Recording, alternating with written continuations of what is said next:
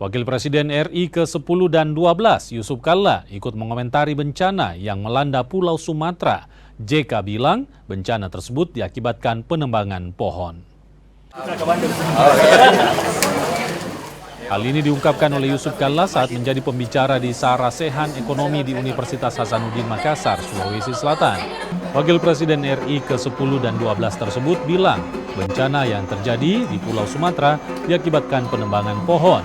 JK pun meminta pemerintah memperketat aturan terkait hal tersebut agar tak lagi terulang di daerah lain.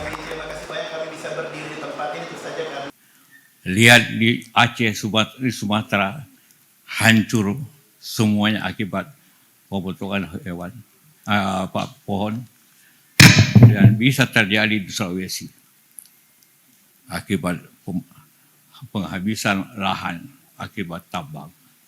Kalau terjadi iklim seperti di Sumatera itu, maka hancurlah itu Sulawesi Tenggara. Untung di selatan yang bekerja Inko dulu, kemudian sekarang Vale yang mengaturnya mengatur terlebih baik.